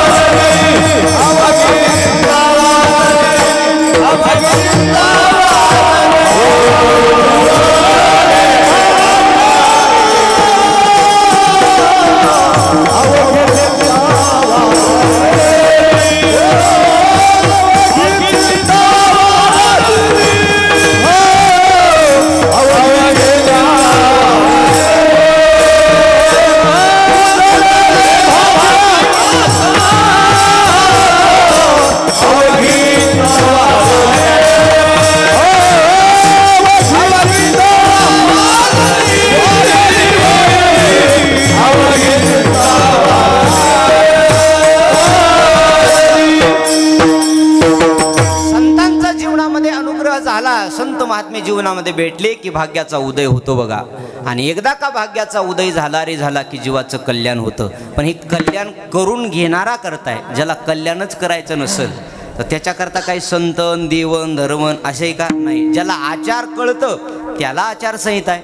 ज्याला आचारच कळत नाही त्याला आचारसंहिता काय आहे का? अजिबात नाही. ज्याला कळतं त्याला सांगावं. मी मगाशीच बोलून गेलो, आपलं झालंय असं आपल्या जवळ सगळंच आहे. तुझं आहे तुझं पाशी परी तू जागा चुकलाशी. संत महात्मे तुमच्या आमच्या जवळ आहे. राष्ट्रसंत भगवान बाबा गुरुवर्य वामन भाऊ महाराज तुमच्या आमच्या कुळात जन्माला आले.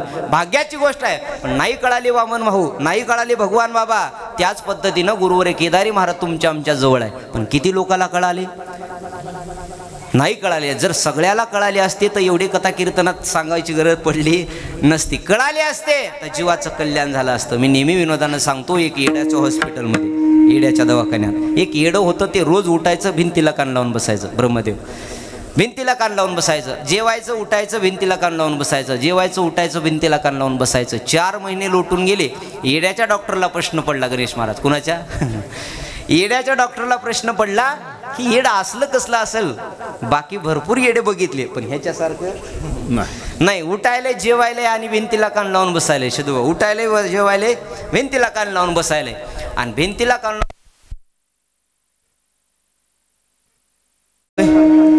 हे लवकर लक्षात राहतं. कोणाच्या? येड्याचं सांगायला आहे का? त्या येड्याच्या हॉस्पिटलमध्ये ते येडं उठायचं, जेवायचं, त्याला काही काम नसायचं आणि भिंतीला कान लावून बसायचं. 4 महिने गेले आणि 4 महिने लोटल्यानंतर भरतराव त्या येड्याच्या डॉक्टरला प्रश्न पडला, दादा असं कसं येडं असेल की भिंतीला कान लावून बसायले? डॉक्टर काळजीत वाटला. 1 घंटा डॉक्टरनं विचार केला आणि त्याला असं वाटलं नक्की ह्याला भिंतीतून काहीतरी ऐकायला आले. कुणाला? कुणाला? येड्याला. कुणा विचार केला? येड्याच्या डॉक्टरनं. निस्त्या डॉक्टरनं नाही. कुणाच्या डॉक्टरनं? येड्याच्या डॉक्टरनं विचार केला, मामा ह्याला भिंतीतून काहीतरी ऐकायला यायले. आला नाहीस माहिती आहे मला, पण असं खुनस असते कुणाच्या मनात, तसं आज त्याच्या मनात आहे. त्या डॉक्टरला वाटलं नक्की ह्याला काहीतरी ऐकायला येत असेल. डॉक्टरनं ऐकलं होतं, पुस्तकात वाचलं नव्हतं पण ऐकलं होतं, भिंतीला सुद्धा कान असते. त्या डॉक्टरला वाटलं नक्की ह्याला काहीतरी ऐकायला येत आहे. ते येडं गेलं जेवायला आणि येडं जेवायला गेलं. डॉक्टर खुर्चीवरून उठलं आणि भिंतीला कान लावून बसलं. कोण उठलं? डॉक्टर उठलं आणि भिंतीला कान लावून बसलं. 2 तास झाले. 2 तास. 2 तासानंतर ते येडं जेवण करून आलं, पळत पळत आलं, पुन्हा भिंतीला बसलं. डॉक्टरला राग आला. ब्रह्मदेव डॉक्टर काय माझ्यासारखा नव्हता, तुमच्यासारखा होता. असा राग आला. रागाच्या बरा जोरात कानपाडीत दिली आणि म्हणला, मूर्खा, वेड्या, पागल, 4 महिने झालं भिंतीला कान लावून बसलास, काहीतरी फायदा आहे का? 2 तास झालं मी भिंतीला कान लावून बसलो, ह्याच्यातून मला काय ऐकायला आलं नाही. ते येडं हसत हसत म्हणलं, मला 4 महिन्यात आलं नाही, तुला 2 तासात काय येणार आहे?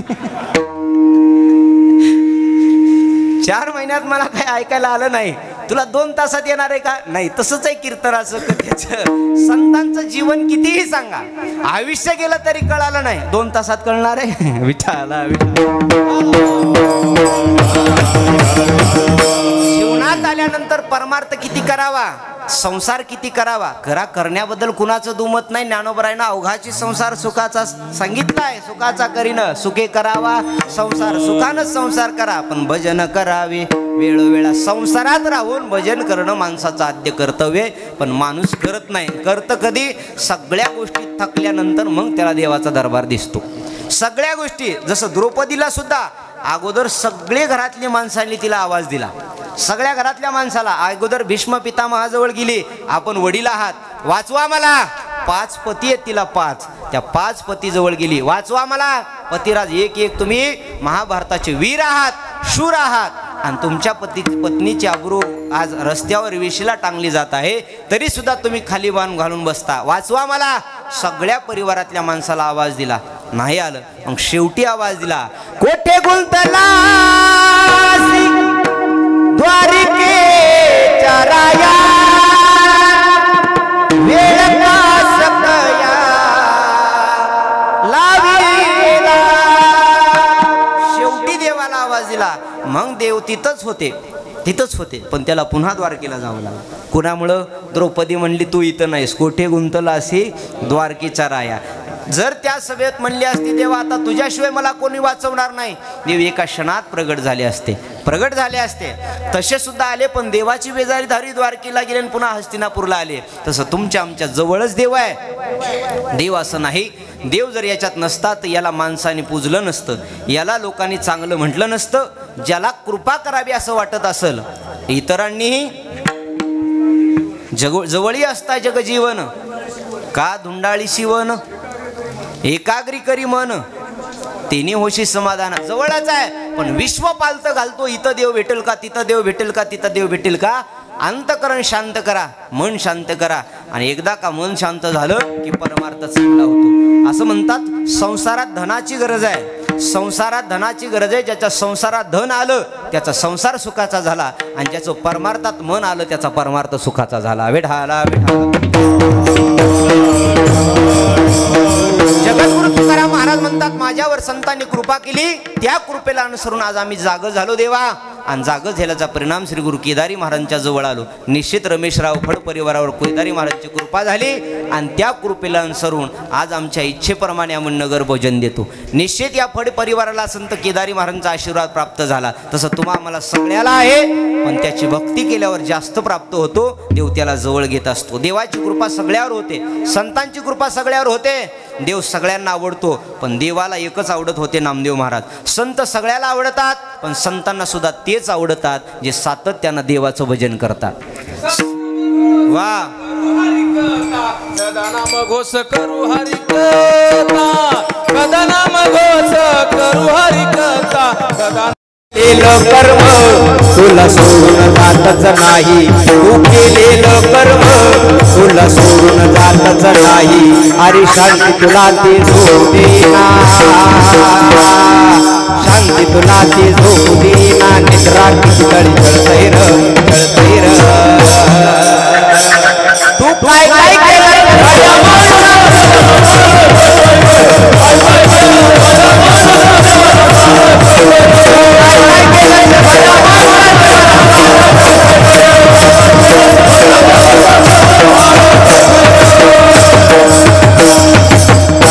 आता हे सगळ्यासाठीच आहे, सगळ्यासाठीच. महाराज असो, भजने असो, ऐकणारा असो, सिस्टीमवाला असो, कॅमेऱ्यावाला असो, कोणी असो, हे सगळ्यासाठी. पाप करो नि पापी म्हणे सैरा पळतैर, पाप करो नि पापी म्हणे सैरा वैरा पळतैर. तू काय काय केलं ते भल्या माणसा, देवाला कशाप्रमाणे कळत असेल कर्म त्याला ऐका. तुझी सावली तुझ्यापासून कधी दूरच होतच नाही, तसं तू केलेलं कर्म तुला सोडून जातच नाही. तुझी सावली तुझ्यापासून कधी दूरच होतच नाही. तू केलेलं कर्म तुला सोडून जातच नाही, परिणाम शांती तुला ते झोपू देना, शांती तुला ते झोपू देना, निद्रा किती तळी छळतैर छळतैर, तू काय काय केलं ते भल्या माणसा देवा सारं प्रत्येका करता प्रमाणे एवढं एवढं पाठ करून ठेवा. कोणी विनाकारण उगाच त्रास देत असेल, सत्ता संपत्ता राहील ठाईची ठाई, पुढे संचित देईल वाई, तू का म्हणे तर ये मात. हे सगळं खरं आहे, सगळ्याला कळतंय. एखादा माणूस विनाकारण त्रास देत असेल माधुभाऊ, तर असं एवढंच लक्षात ठेवायचं, त्याला म्हणायचं त्याच्या पुढे जाऊन, तू काय काय केलं ते भल्या माणसा देवाला सारं कळतंय र. उगाच सिस्टीम मला बटणं फिरवित असेल, त्याच्या पुढे जायचं, त्याला सुद्धा म्हणायचं तू काय काय केलं ते भल्या माणसा देवाला सारं कळतंय. कॅमेरावाला किती बी दिवस शूटिंग करून तशीच ठेवत असेल, तर त्याला सुद्धा म्हणायचं तू काय काय केलं ते भल्या माणसा देवाला. एखादा भजन्या रोज भजन करून दुधात पाणी ओतून इकित असेल, तर त्याला सुद्धा म्हणायचं तू काय काय केलं ते भल्या माणसा देवाला सारं कळतंय र. कुणाचं बी घ्या, एखादी सासू विनाकारण सुनाला त्रास देत असेल, तिच्या पुढे जायचं आणि म्हणायचं तू काय काय केलंस. एखादी सून उगाच सासूला डवचत असेल आणि त्रास देत असेल, तिला सुद्धा तसंच म्हणायचं तू आतापर्यंत काय काय केलंस ते. कुणासाठी बी हे प्रमाण आहे. म्हणून लक्षात ठेवा, आपण केलेलं कर्म आपल्याला सोडून जात नाही. केले कर्म झाले ची भोगा आले, उपजले मेले ऐसे किती. म्हणून महाराज म्हणतात आलात नरदेहात, तर नरदेहात आल्यानंतर संतांची सेवा करा. परमात्मा भेटण्याची चिंता तुमची आमची वारावी, आणि तो देव आपल्याला भेटावा हे भेटायचं असेल तर तुकाराम महाराज म्हणतात फक्त ते संतांचीच कृपा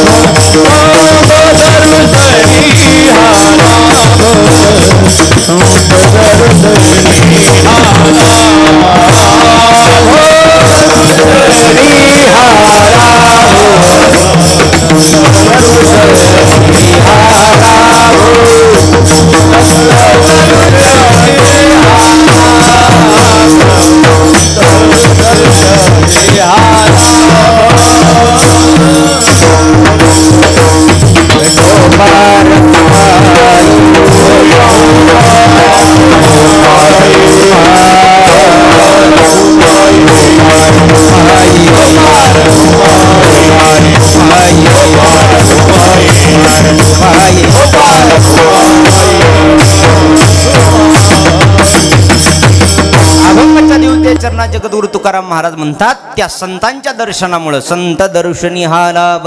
कोणता लाभ? पद्मनाभ जोडीला अखिल कोटी ब्रह्मांडाचा मालक, त्यांच्या कृपेमुळे मला भेटला. आणि संतांची कृपा झाली की देव अखिल कोटी ब्रह्मांडाचा मालक मिळतोच, याच्या शंकाच नाही. कित्येक जणांना तरी भेटला, सावता बाबा पासून त्या अलीकडच्या काळात मीराबाई पर्यंत या सगळ्या संत महात्म्यांना देवानं कृपा केली.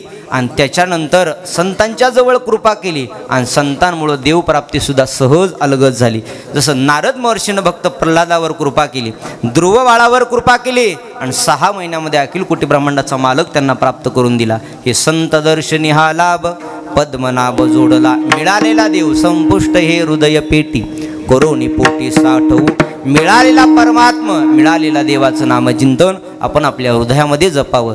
जसं गंगाखेडच्या जनाबाईंना देव तिला मिळाला होता आणि मिळालेला देवानं तिला हृदयात बांधून ठेवलं. हृदय बंदी खाना केला आत विठ्ठल कुंडीला, हृदय बंदी खाना केला आत विठ्ठल कुंडीला. हो धरिला पंढरीचा चोर, धरिला पंढरीचा चोर. त्या जनाबाईनं देवाला बांधलं पण हृदयात, गवळणीनं देवाला बांधलं हृदयामध्ये. जसं तुकोबराय म्हणतात, मिळालेला परमात्मा आम्ही सुद्धा हृदयामध्ये बांधावा. सावता बाबानं हृदयामध्ये साठवलं, त्याला साठवलं हृदयामध्ये, आणि देवाला तुम्ही आम्ही सुद्धा हृदयामध्ये साठवावं. मिळालेला परमार्थ आपल्या भाग्यानं मिळतो म्हणून आपण रोज म्हणतो, बहुत सुकृताची जोडी म्हणून विठ्ठली आवडी. किंवा जन्मजन्मी आम्ही बहुपुण्य केले तेव्हा या विठ्ठले कृपा केली. अनेक जन्मांतीचं पुण्य आमच्या पदरात, बहुत जन्मीचे सुकृत पदरी त्याचे मुखी हरी पैटा होय असा असणारा मिळालेला देव आमच्या जवळच होता. तुका मने होता ठेवा तो या भावा सापडला ज्ञानेश्वर माऊली.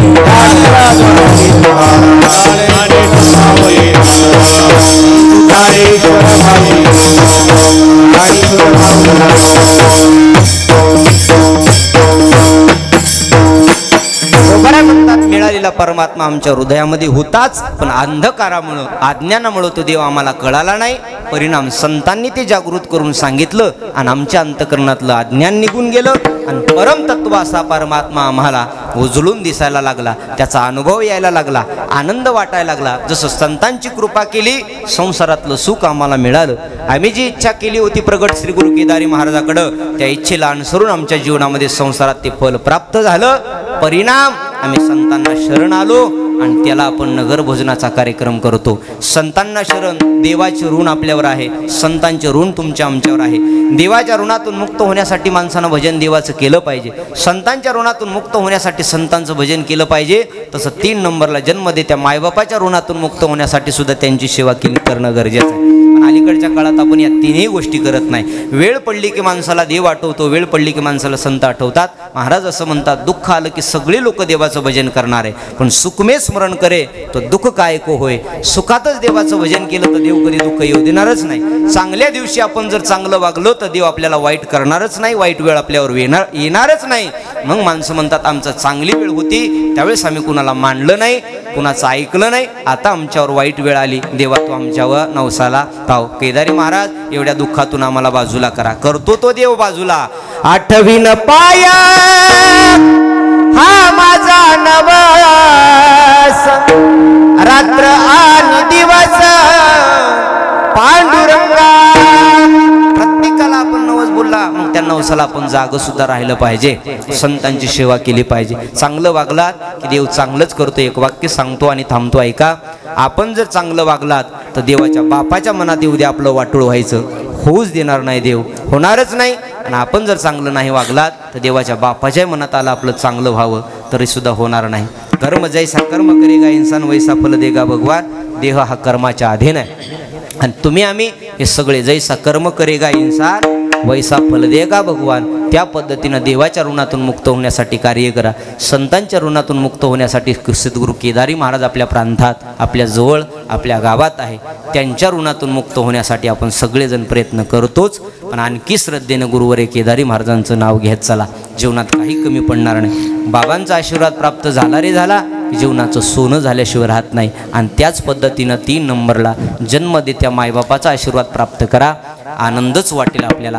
आनंदाच्या भरानं आपण संसार कराल. जगात जी गोष्ट कुठंच मिळणार नाही ती मायबापाचा आशीर्वाद मिळेल. जगात देवाचा एखाद्या वेळेस नाही आशीर्वाद मिळायला हरकत नाही, एखाद्या वेळेस संतांचा आशीर्वाद नाही मिळायला हरकत नाही, पण जन्म देत्या आईचा आणि जन्म देत्या बापाचा आशीर्वाद आपल्या डोक्यावर असेल तर जगात 1 नंबरचं सर्वश्रेष्ठ पदाला तुम्ही प्राप्त होता.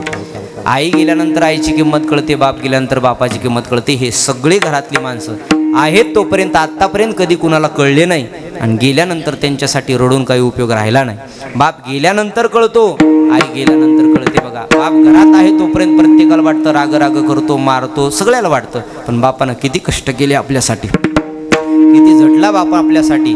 रोजची शिदोरी करून देणारी आई प्रत्येकाच्या लक्षात राहते, पण आयुष्यभराची शिदोरी आणून देणारा बाप कोणाच्या लक्षात राहत नाही. गल्ली ते दिल्लीपर्यंत प्रत्येकाला असं वाटतं मी मोठं व्हावं, मी मोठं व्हावं, माझ्यापेक्षा गावातला, तालुक्यातला, गल्लीतला, जिल्ह्यातला माणूस मोठा झालाच नाही पाहिजे अशी प्रत्येकाची इच्छा असते. पण एकच माणूस रात्रीचा दिवस, दिवसाची रात्र, हाडाचं काढं रक्ताचं पाणी करतो आणि त्याला वाटतं माझ्यापेक्षा माझं पोरगं मोठं झालं पाहिजे. त्याला बाप असं म्हणतात, त्याला बाप म्हणतात. आणि तो बाप गेल्यानंतर कळतो बघा, म्हणतात ना बाप गेल्यावरती कळेल कुंकवाचे मोल, मुलांना कळून येईल काय होता बापाचा रोल, मुलांना कळून येईल काय होता बापाचा रोल. आई समजा रुक्मिणी माता, बापात विठ्ठल पहावा. आई समजा रुक्मिणी माता, बापात विठ्ठल पहावा. या दोन दैवता पोटी पुन्हा पुन्हा मी जन्म घ्यावा. झपाट्यांना त्यांच्या म्हातारपणी. आयुष्यभर ज्या बापानं तुमच्या आमच्यासाठी कष्ट केले त्यांची इच्छा असते की म्हातारपणात आम्हाला सुखात जावं. आई गेल्यानंतर कळते बघा, गेली नाही सगळ्या गोष्टी पुन्हा पुन्हा मिळतील, पण आई मात्र, बाप मात्र पुन्हा मिळत नाही बघा. महाराष्ट्रभर मी कविता म्हणत असतो, कशाला गेली आई तू स्वर्गाला, कोणी आई तुझ्या या बाळाला. आई मानव कोण, दानव कोण, आई कळी ना मला. जिकडे तिकडे आहे बहुमान पैशाला. आई मानव कोण, दानव कोण, आई कळी ना मला. जिकडे तिकडे आहे बहुमान पैशाला. सोडून गेली तुझ्या या लाडक्याला, कोण आहे तुझ्या या बाळाला. आयुष्यभर ज्या आईनं आपल्याला पोटाचे सांभाळावं, आयुष्यभर जेव्हा आपण आपल्याला सांभाळावं ना, मायबाप गेल्यानंतर किंमत कळते बघा. आहे तोपर्यंत त्यांची किंमत कळत नाही रे. गेल्यानंतर तिच्यासाठी किती डसाडसा रडा. माता माऊलीच्या जीवनातून आई आणि बाप नावाचा व्यक्ती निघून गेला, त्यांच्यासाठी माहेर संपून जाते. बाप भाऊ कितीही मोठा असू द्या, भाऊ तो भाऊ असतो आणि बाप तो बाप असतो, आई ती आई असते. आई निघून गेली की तिच्यासाठी माहेरचे दरवाजे बंद झाले. बाप निघून गेला की तिच्यासाठी दिवाळीचा हक्काचा मुराळ निघून जातो बघा. एखादी गोष्ट मुलाला नाही देणार बाप, पण मुलीनं जर मागितली तर बापानं दिल्याशिवाय राहिलं नाही. त्या बापाला असं वाटतं हे परक्याचं धन आहे, आज ना उद्या माझ्या घरातून निघून जाईल माझी लेक, मी खूप सुखात ठेवल तिला, खूप सुखात ठेवल. मुलीवर सगळ्यात जास्त बाप प्रेम करत असतो आयुष्यभर, आणि मरेपर्यंत शेवटच्या श्वासापर्यंत बापाचं एवढं प्रेम लेकीवर असतं की तिला वाटतं, बापाला वाटतं फक्त माझ्या लेकीचं कल्याण झालं पाहिजे, हे लेकीचं कल्याण झालं पाहिजे. तो बाप नावाची वस्तू जीवनात निघून गेली. एखाद्या वेळी आई गेली ना, आईची माया मावशी देऊ शकल. आपल्याकडे म्हणतात माय मारावं मावशीवर आव. आईची माया मावशी देऊ शकल, नसल मावशी तर आईची माया बहीण देऊ शकल, नसल बहीण तर आईची माया एखाद्या वेळेस बायको देऊ शकल, पत्नी देऊ शकल. पण जगात बापाची माया एक अशी आहे बघा, बापाचं प्रेम एक असं आहे. एकदा तो बाप निघून गेला, देवाच्या जरी मनात आलं न गड्या की चला याच्या घरी बाप करून जाऊ आपण, देवाला सुद्धा तिथं मर्यादा लागतात. ती गोष्ट बापाची आहे. ज्या तुकोबरानं बापासाठी म्हणावं, बाप करी जोडी लेकुराचे ओडी, आपुली कुरवडी वाळवोनी. अखिल कोटी ब्रह्मांडाचा मालक जगद्गुरु तुकोबराय जरी असले, ज्यावेळेस प्रभू रामचंद्राचा राज्याभिषेक झाला, तिलक लावलं, राजमुकुट डोक्यावर टाकला आणि राजमुकुट डोक्यावर बसवल्यानंतर प्रभू रामचंद्राच्या डोळ्यात पाणी होतं. माता कौशल्या जवळ आली आणि कौशल्या प्रभू रामचंद्राला म्हणायला लागले, हे रामा, राजा झालास, आता राज्य तुला आले आणि आता का रडतो रे. त्यावेळेस प्रभू रामचंद्राच्या मुखातलं वाक्य ऐका. कौशल्या मा म्हणते, तुला 14 वर्षाचा दुःख आठवून रडायला येतं का रे. एखाद्या वेळेस माणसाचं दुःख आठवून डोळ्यात पाणी येतं बघा. प्रभूला आई म्हणते, कौशल्या मा, हे रामा, 14 वर्षात वनवास दुःख जास्त झालं म्हणून रडतोस का रे.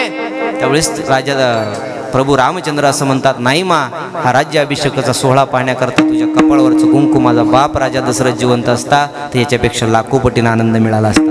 मी राजा व्हावं ही माझ्या बापाची इच्छा होती आणि आज मी राजा झालोय तर माझा बाप पाहण्याकरता नाही आहे. लेकाचं चांगलं व्हावं, लेकराचं चांगलं व्हावं ही इच्छा बापाची असते आणि चांगलं झाल्यानंतर बापच पाहण्याकरता नसेल तर त्याच्या जीवनात काही संसारात उपयोग नाही. म्हणतात ना त्या बापाला आई कोण आहे? आई तव्यावरची भाकर, बाप तव्यावरचा पलिता, भाकर करपू नये म्हणून चटके खाई माझा पिता, भाकर करपू नये म्हणून चटके खाई माझा पिता. वेदना किती जरी झाल्या तू कुणाला सांगत नाही, वेदना किती जरी झाल्या तू कुणाला सांगत नाही. फक्त गरजा परिवाराच्या पण दुर्लक्षित बापाच्या या व्यथा कोणीतरी जाणा. आयुष्यभर ज्या बापानं आपल्यासाठी राबला, कष्ट केला आणि कष्टाचं कष्टीच करून आपल्या मुलाबाळाला मोठं केलं, सहज लोक त्या लेकराला, सहज त्या बापाला माणसं विसरून जातात. आज सध्याचा काळ तर असा विचित्र आहे. 8-10 दिवसापूर्वी संभाजीनगर औरंगाबादला घडलेली घटना आहे. 3 पोरं होते एका पाटलाला, पेपरला आलंय, न्यूजला आलंय, आपण वाचलं असेल. 3 पोरं होते, तिन्ही इंजिनियर केले बापानं, आई तर लहानपणीच त्यांच्या वारली. तिन्ही लेकरं बापानं पोसली, लहानाचं मोठं केलं, चांगलं शिकवलं, इंजिनियर केली. 15 एकर जमीन होती, 3 जणांचं लग्न केलं, 3 जणांना 5-5 एकर वाटून दिली. गावातल्या सावकारानं विचारलं त्या मुलांना, आता तुम्हा सगळ्या घरादाराच्या वाटण्या केल्या रे बापानं, पण सांगा ना बाप कोण सांभाळलं आता बापाला कोण सांभाळल? बारकं पोरगं सगळ्यात लहान, सर्वात जास्त ज्या बापानं त्याच्यावर प्रेम केलं होतं ते पटकन म्हणलं, हो सावकार त्याच्यात काय सांगायचं, आम्ही 3 जण आहेत, 4-4 महिन्याच्या बाऱ्या लावून द्या आमच्या बापाच्या, 4-4 महिन्याच्या बाऱ्या लावून द्या. त्या बापानं वाक्य ऐकलं, सावकार म्हणला पाटलाला, पाटील हे मान्य आहे का तुम्हाला? रडत रडत त्या बापानं सांगितलं की हो दादा, हो सावकार, हे वाक्य ऐकण्याच्या अगोदर जर मला मृत्यू आला असता तर मी आनंदानं मेलो असतो. ज्या पोरानं माझ्या वाटण्या केल्या त्या पोराच्या घरी राहायचं तरी कशाला. त्या क्षणी त्या बापानं जीवन त्याग दिला, त्या क्षणी तो मरण पावला. ही या कलियुगातली कहाणी आहे. मायबाप वाटून टाकले लोकांनी, लग्न झालं एकाकडं बाप वाटला, एकाकडं माय वाटून टाकली. कलियुगात सगळ्यात मोठं दुःख आहे बघा. नाही काही करता आलं हरकत नाही, पण कमीत कमी जन्म दे त्या मायबापांना. 6 महिन्यातून एकदा तरी आपल्या पाया पडा. आहेत जिवंत तोपर्यंत देवाचं सगळं पुण्य आपल्या पदरात पडल्याशिवाय राहणार नाही.